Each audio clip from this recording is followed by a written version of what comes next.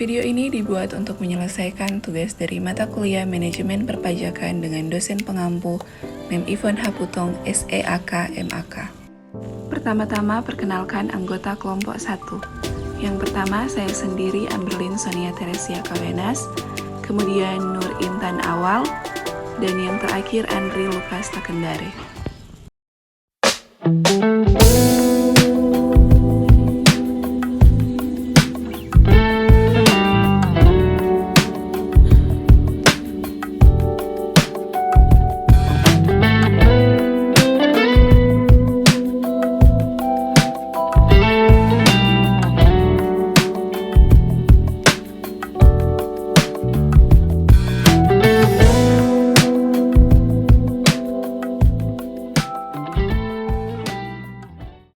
Pembahasan dari materi kami yaitu pada topik 10, tax planning pada withholding tax atau PPh potong pungut selain PPh pasal 21.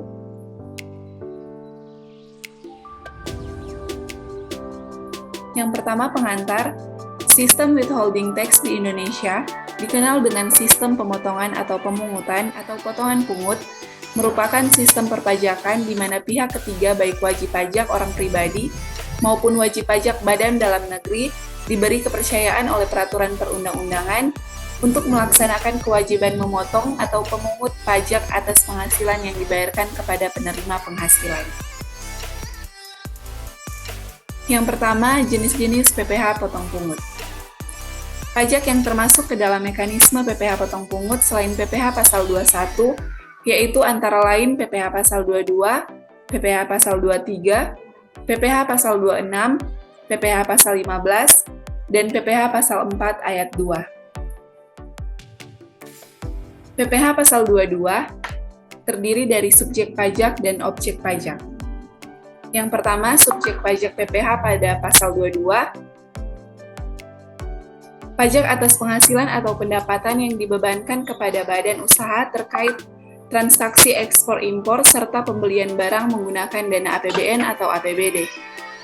Kemudian, objek pajak PPh pasal 22.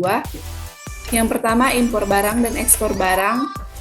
Kemudian yang kedua, pembayaran atas pembelian barang yang dilakukan oleh bendahara pemerintah dan kuasa pengguna anggaran atau KPA sebagai pemungutan pajak pada pemerintah pusat, pemerintah daerah, instansi atau lembaga pemerintah lainnya. Yang ketiga, pembayaran atas pembelian barang dengan mekanisme uang persediaan UP yang dilakukan oleh bendahara pengeluaran.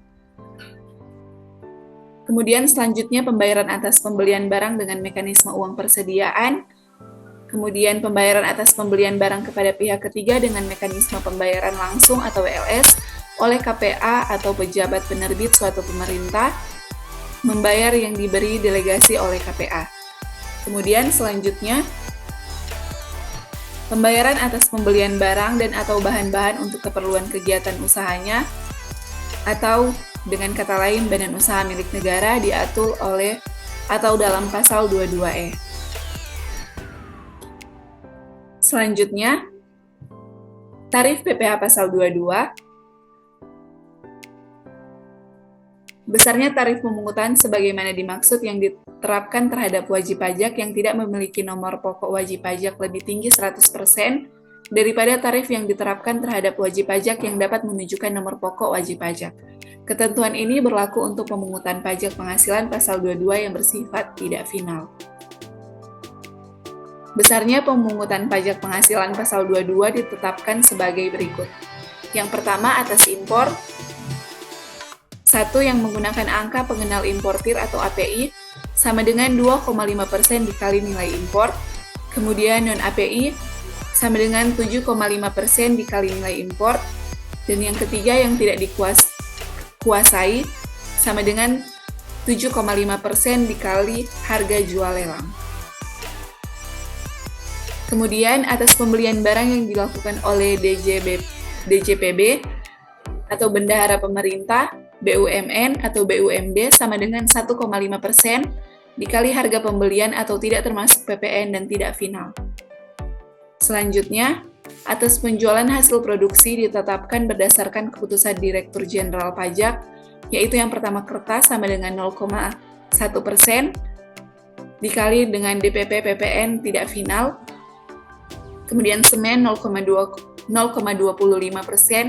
dikali DPP PPN, baja 0,3% dikali DPP PPN, dan yang keempat otomotif 0,45% dikali DPP PPN.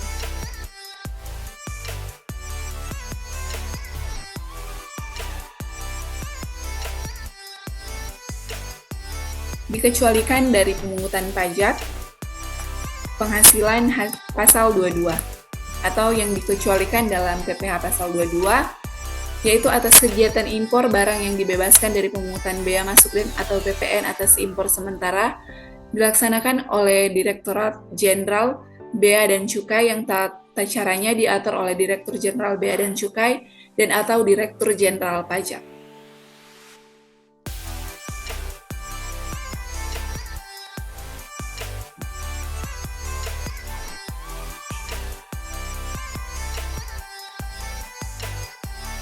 Selanjutnya ada PPh pasal 23, subjek PPh pasal 23 dan objek PPh pasal 23. Subjek PPh pasal 23 yaitu terdiri dari WP dalam negeri yang meliputi WP badan dalam negeri dan orang pribadi dalam negeri. Selain itu, BUT yang berstatus sebagai WP luar negeri juga dapat dikatakan sebagai subjek pajak pasal 23. Namun pemenuhan kewajiban perpajakannya dipersamakan dengan WP badan dalam negeri merupakan subjek pasal dari PPh pasal 23. Selanjutnya objek PPh pasal 23.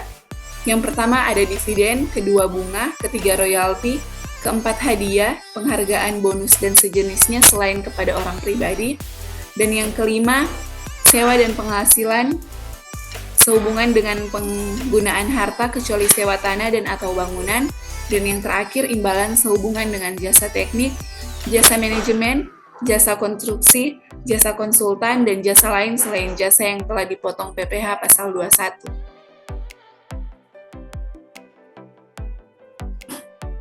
Pemotong pajak PPh pasal 23 yaitu badan pemerintah subjek pajak dalam negeri atau BUT, bentuk usaha tetap, penyelenggara kegiatan, perwakilan usaha luar negeri dan OP atau orang pribadi yang ditunjuk oleh DJP atau Direktorat Jenderal Pajak.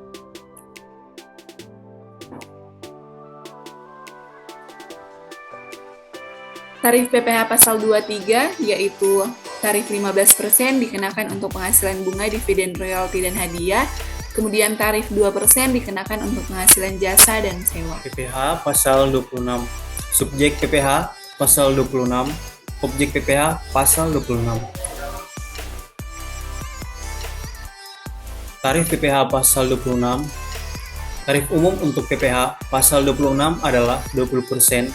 Namun jika mengikuti teks treaty atau perjanjian penghindaran pajak berganda atau P3B, maka tarif dapat berubah. Pemotongan PPh pasal 26.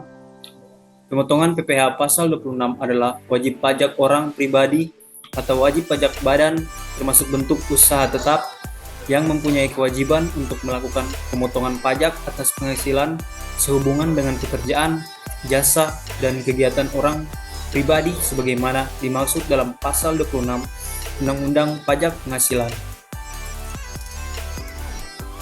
PPh pasal 15. Undang-Undang Nomor 36 Tahun 2008 menjadi dasar hukum PPh pasal 15.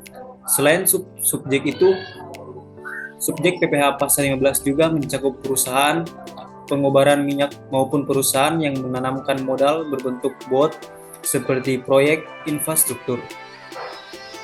PPh pasal 15 yaitu 1. PPh pasal 15 atas charter penerbangan, 2.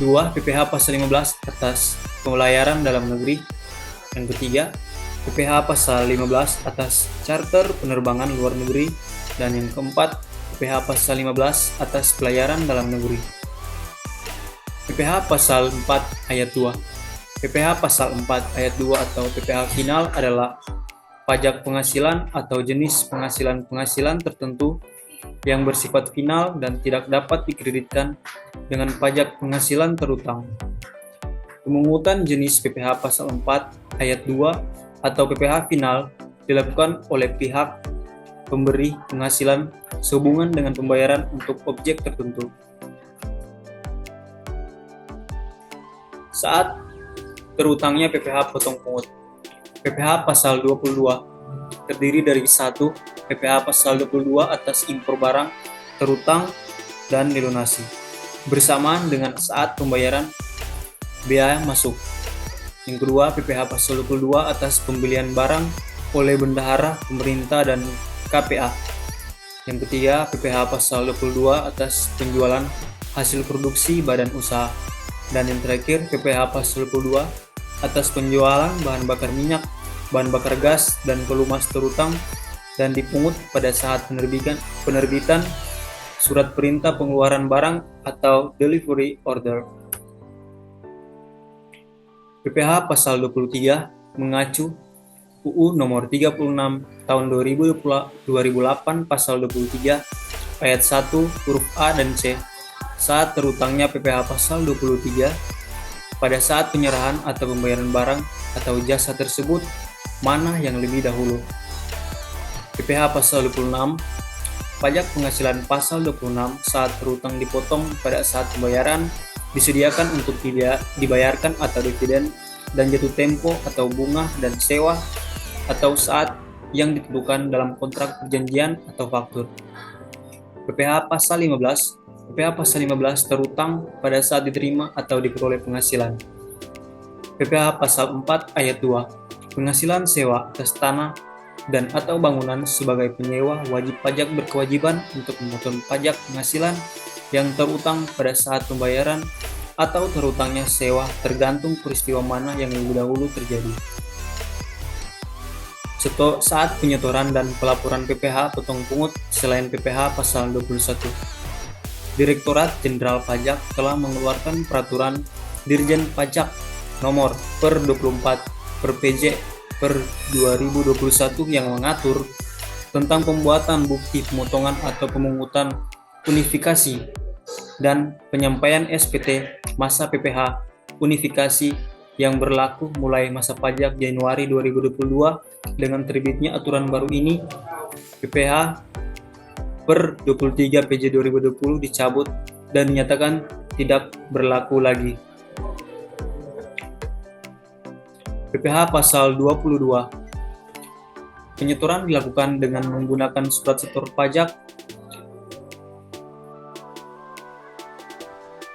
pembelian barang oleh bendahara, pemerintah, dan KPA. Pemungutan wajib menerbitkan bukti pemungutan PPh pasal 22 Direktorat Jenderal Bea dan Cukai, dan pemungutan pajak wajib melaporkan hasil pemungutannya dengan menggunakan surat pemberitahuan masa ke kantor pelayanan pajak.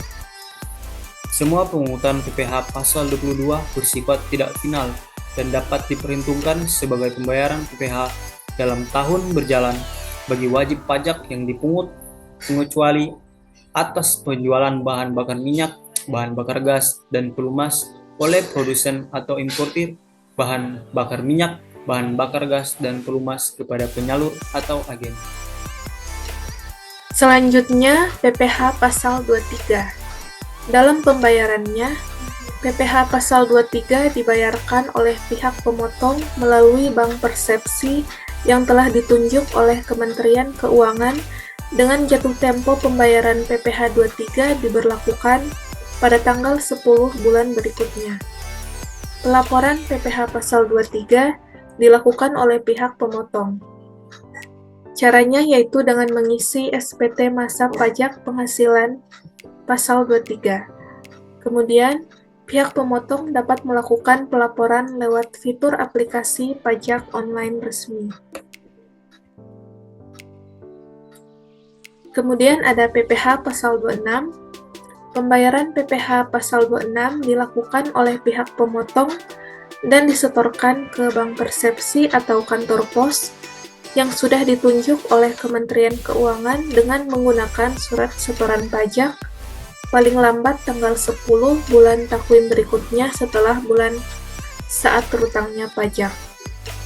Pemotong PPh pasal 26 diwajibkan untuk menyampaikan surat pemberitahuan masa selambat-lambatnya 20 hari setelah masa pajak berakhir. Kemudian PPh pasal 15. PPh pasal 15 disetorkan kepada bank atau pos persepsi dengan cara menyampaikan SSP atau kode billing melalui teller bank atau pos persepsi. Dalam hal penyetoran ini sama seperti dengan aturan pada PPh yang sebelumnya telah saya sampaikan. Kemudian untuk pelaporan SPT masa PPh pasal 15 oleh wajib pajak selaku pemotong pajak dilakukan paling lambat tanggal 20 bulan berikutnya setelah penyetoran pajak atau terutangnya imbalan atau nilai pengganti. Kemudian ada PPh pasal 4 ayat 2, penghasilan yang diterima oleh wajib pajak yang mempunyai peredaran bruto atau omset tertentu disetorkan paling lambat tanggal 15 bulan berikutnya setelah berakhirnya masa pajak. Sementara untuk pelaporannya, apabila sudah validasi NTPN, maka wajib pajak tidak perlu lapor lagi. Selanjutnya, kita masuk pada sanksi-sanksi pajak terkait. Untuk PPh pasal 22, bila wajib pajak badan atau perusahaan terlambat atau tidak melaporkan SPT tahunan PPh 22, dikenakan denda sebesar Rp1.000.000. Untuk PPh pasal 23, wajib pajak diwajibkan untuk membayar denda sebesar 2% dari pokok pajak terutang per bulan dan maksimum 48%. PPh pasal 26, denda telat bayar pajak sebesar 2% per bulan dari waktu biaya pajak belum dibayarkan.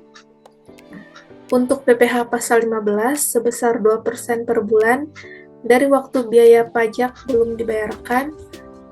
Kemudian untuk PPh pasal 4 ayat 2, denda telat bayar sebesar 2% per bulan dari waktu biaya pajak belum dibayarkan, dan sanksi administrasi sebesar Rp100.000.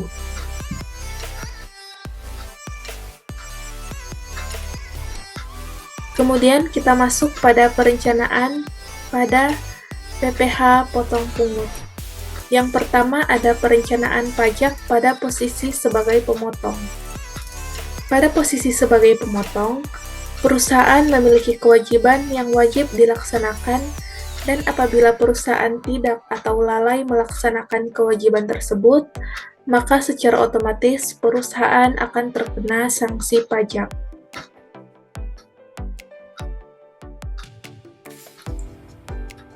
Adapun kewajiban perusahaan sebagai wajib potong PPh potong pungut, yaitu yang pertama, kewajiban untuk memotong PPh atas objek PPh potong dan pungut dilakukan dengan menggunakan sarana bukti potong. Yang kedua, kewajiban menyetorkan PPh yang telah dipotong ke kas negara dengan menggunakan sarana surat setoran pajak. Kemudian yang ketiga, kewajiban melaporkan PPh yang telah dipotong dan disetor tersebut ke kantor pelayanan pajak tempat perusahaan terdaftar dengan menggunakan sarana SPT massa. Yang kedua, perencanaan pajak pada posisi sebagai pihak yang dipotong. Sebagai pihak yang dipotong, perusahaan memiliki hak pengkreditan atas PPh yang telah dipotong oleh pihak ketiga terhadap PPh badan. Hak pengkreditan tersebut tidak bersifat otomatis karena untuk dapat mengkreditkan, perusahaan harus memenuhi syarat-syarat tertentu, antara lain harus didukung oleh bukti potong yang asli atau legalisir sesuai asli, tahun pengkreditan harus sesuai dengan tahun yang tertera pada bukti potong, dan jenis pajak yang tercantum dalam bukti pemotongan dan SSP harus benar, atau didukung oleh bukti pemindah bukuan yang diterbitkan oleh kantor pelayanan pajak jika terjadi kesalahan jenis PPh yang dipotong. Selanjutnya kita masuk pada contoh kasus. PT Intan Jaya menyewa alat berat dari CV Amberlin dengan biaya sewa sebesar 150 juta rupiah. Berapa besar PPh pasal 23 atas sewa yang harus dipotong PT Intan Jaya sebagai pemberi penghasilan atas sewa kepada CV Amberlin? Yaitu penyelesaiannya tarif PPh pasal 23 atas sewa sebesar 2%, biaya sewa alat berat 150 juta rupiah, 150 juta rupiah dikali 2%, maka diperoleh 3 juta rupiah. Jadi, CV Amberlin hanya akan menerima pembayaran sewa dari PT Intan Jaya setelah dipotong PPh pasal 23 sebesar 150 juta dikurangi 3 juta, yaitu 140 juta rupiah. Sekian pemaparan dari kelompok kami. Terima kasih.